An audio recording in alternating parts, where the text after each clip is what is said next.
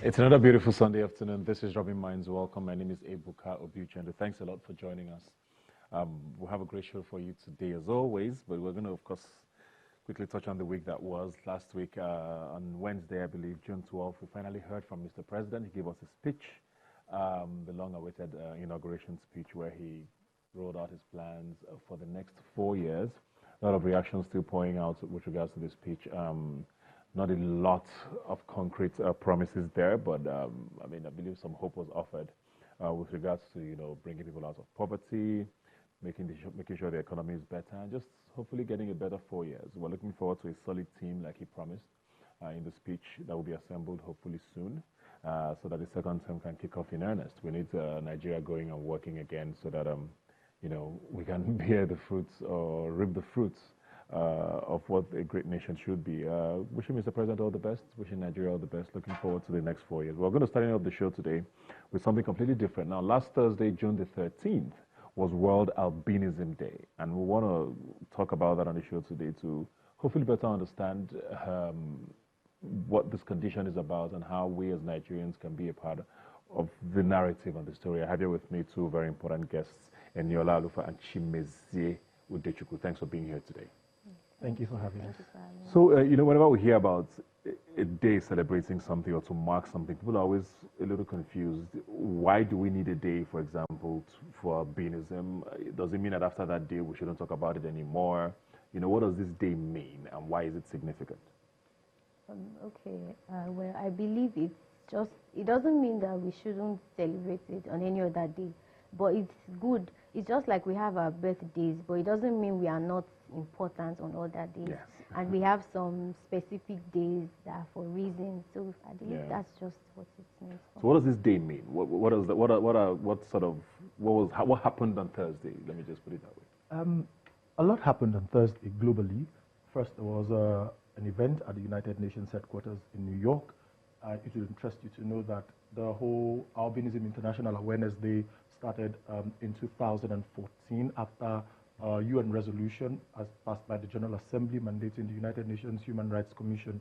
And an office was created for a United Nations independent expert, which currently is being handled by Nigerian, where was our error, for the enjoyment of the rights of persons with albinism.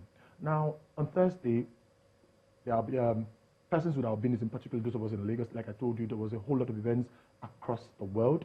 On Thursday, there was an event at the United Nations Information Center, and we had, a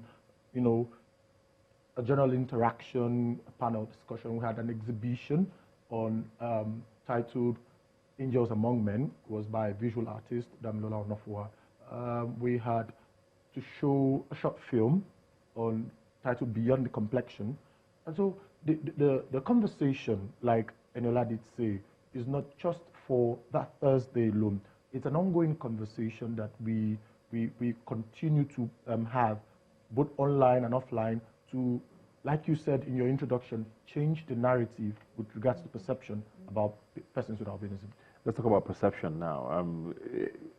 This condition has been around for as long as humanity has been, but it's still very misunderstood.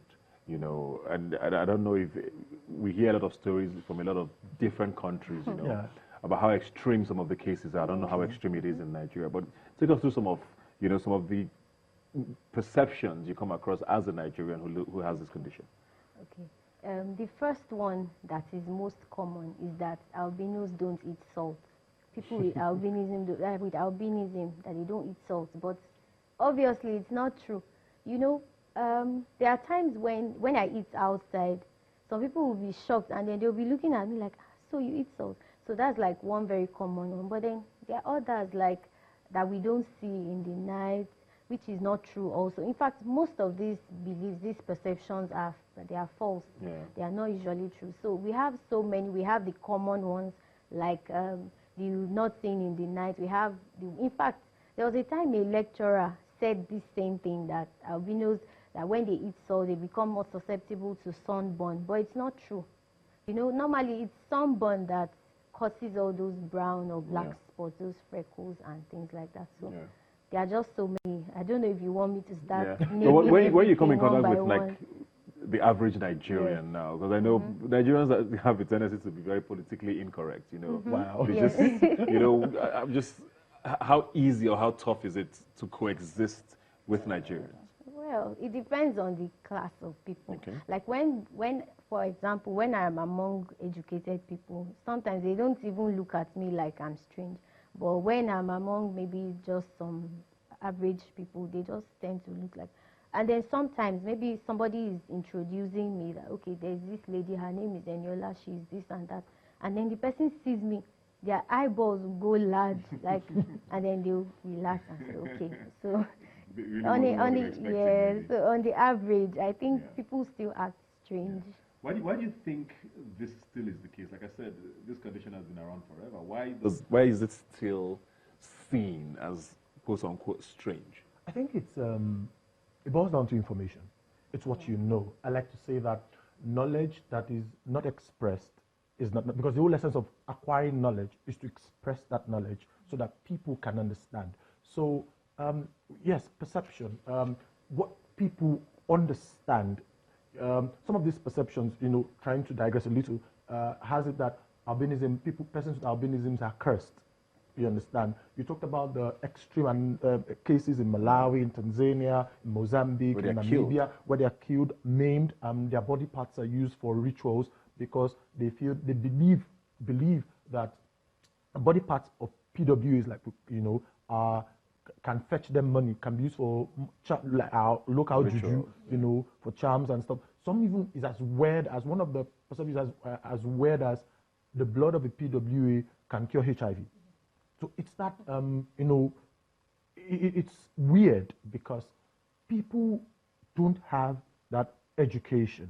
And that's what we, with the campaign that we have, the Beyond the Complexion campaign, we go trying to sensitize, you know, move the conversation, you know, change the perception from discrimination and stigmatization to acceptance, because it starts with acceptance. It starts with, from the family, you know, having a strong foundation in familial love. A parent of a PWA, if you don't accept your child, then the society cannot accept that child for you. So it starts with first accepting your child, teaching your child, the PW and indeed pigmented persons also, to say, hey, the only difference between a PWA and a pigmented person is a lack of melanin, which causes pigmentation. Yeah. So sorry, you did mention there, you know, you mentioned child quite a few times, and how was it growing up? And has there been a difference in sort of the way you're treated by people over the years? Has it gotten better? Has it gotten worse? Is it the same? Growing up was interesting because I had the usual taunts, pranks, you know, there were a whole lot of things that I went through. But like I said, family accepted. I had a strong support system in my family. Going out, primary school, it was tough. I had to, many times, the condition made me, my love for spoken words and, you know, for literary works to be, you know, to increase to a large extent, because there was a challenge in looking at the board. I would want dictation. In fact, from primary 3, I instigated, when I was in primary 3, I instigated a process, you know, so that from primary 3, 4, we had teachers dictating rather than writing on the board. So it made me learn words quickly. It expanded my vocabulary bank, you know, so I could speak effortlessly with elocution because I had to read and read and read. Then to secondary school, to the university, out again and back to the university to get a master's degree. You know, when people see you, it's gotten better over the years because apart from people within accepting it, I have also accepted and owned it. And so when I come into any environment, I first announce my presence not by my color, but by what I have to offer. So coming to the table is based on what I can offer you. So you look beyond my complexion first to knowing what I can offer. So when I leave, you are not introducing me as that albino guy or that light-skinned guy. More for what you've done. You understand? But that guy who wowed me with what I was able to put on the table. Yeah. Is it the same? Was it the same for you growing up? Is there a difference now? Yes, sure. It's much better now because, like he said, the most important thing is what you bring to the table. When people move closer to you and they find out that you are beyond your skin, you know, they realize that, okay, yes, there's more. Like he said, they don't introduce you as that albino person. No. Like where I work, for example, is the same thing. So there's no, in fact, where I work, I've not even experienced any kind of stigmatization because everybody they just want to know, okay, what do you have to offer? Yeah. So that's the most important. So for now, I believe it's much better. Yeah. So which brings me to my next question. Still talking about Nigeria. Do you find that living as with albinism in Nigeria is, how would you rate it? Is this something that's, because I believe everywhere in the world there's some sort of, you would always get the stares sometimes. Yes. People are a little trying to, because people still don't completely understand the condition. But living in Nigeria, how is it? Well, it's not a bed of roses. Yes. It's not, like I said before, it's about where you are. The environment you are is important. When you go to some places, you get good accommodation. But then when you go to some other places, they still look at you. And then when you're just walking by and stuff, people still say some derogatory things like, see, I think this one and that one. So I would say most times people that live in developed nations will find it easier than here in Nigeria. And you know, one problem we have in Nigeria is that people don't read. Once it doesn't concern you, they don't really care about it. Understand what the next person's plight is. They don't care about it. So that's just it. Speaking of discrimination now, because that's a very valid point she just brought up there. You know, we hear a lot of stories sometimes about, you know, getting a job or you getting an apartment, you know, and the landlord finds out who it is. You know, like you said, most of these other countries, there are laws against discrimination and, you know, they're enforced. Do you find that that's a challenge here for people with albinism, with things like that, you know? You know, getting a job, okay, I belong to a group, a professional group, the Human Resource Learning Academy, and there was a time we were talking about this issue, and then I had to put it on the table, and I said, see, if a person with albinism comes, you know, to apply for a job, and there are lots of successful PWAs out there who are in the academia, in the creative industry, many of them just like to walk behind the scene. Now, your rejection of that person shouldn't be on the basis of his skin color. It should be because from your assessment, from what the person has presented, the person does not merit that job, as the case may be. Now, I also belong to another foundation, the Onomeakin Lumajo Foundation, where we try to lend our own voices to changing the narratives, and that continues to help us with what we do. So, to your question, yes, you still find these things. I've been to some job interviews, and you know, CV read, and then the person comes and like, good afternoon, my name is Chimizu Udechukwu, I'm here. The stares come first, and then the HR person tends to immediately, you know, tries to just, okay, please take a seat and let we flow. You understand? So living in Nigeria has its own challenges generally for all Nigerians. Then add being a PWA, you know, it's difficult to do some things. It's difficult to work in some places, to go to some places, to, you know, find yourself in some areas. So yes, we may have overcome some of these challenges because of our willingness to embrace and be outspoken. But there are lots still in very pitiable conditions, in those who do not have those voices, who have come to just say, well, you know, as we say in Nigeria, I have accepted my fate. Whatever life, let's just see it that way. Yeah. So just clarify, PWA means persons with albinism. Yes, that's the official term by the United Nations, rather than albinos. So what would you like to see done differently? I mean, looking at the country, looking at the society, what sort of things would you like to see happen to say that, okay, it's a bit of an ideal society to live in? Well, people, like he said, acceptance. People should accept that people with albinism are just like every other person. The only difference is the lack of melanin. So people shouldn't attach any other maybe spiritual belief or any other kind of belief. They should just take everybody, they should just take the person as somebody with a different shade of complexion. Yeah. So if that can happen, then they will look at them like, how do they think? Are they brilliant? And it will be easy to relate with albinos better than, you know. So I think the summary is just that if everybody can look at people with albinism as this next person to them, it will Are be there okay. things government can do, you think?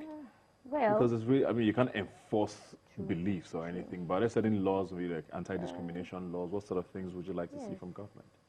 well, I heard, I'm not really sure about the disability law, but I personally would not say that albinos are disabled. I wouldn't say so. I think there should be different laws that would apply to people with albinism, like in schools, secondary schools, primary schools, like laws for teachers to be able to give special seats to albino children, or maybe dictate to them and things like that. So from there to the job aspect and all other aspects, that's what I think. So if those laws can be in place, then. Yeah. What about you? I think first things first is what's the intent or the intention behind whatever laws that will be created. They say that there's this thing among, you know, when it comes to law and legal terminology, that there's a spirit and letter behind every law. So what's the spirit behind it? Whatever letters that will be written, what are the intentions? Is it for the sake of pity parties? I, for one, I don't like pity parties, and I do not welcome you to. If you create anyone, I don't go, you know. I'm not the type that give. Yes, there should be an enabling environment. What do we need from government? There was an attempt to not just only the anti-discrimination bill for persons with disability, but there was an attempt to create a national emergency agency for something.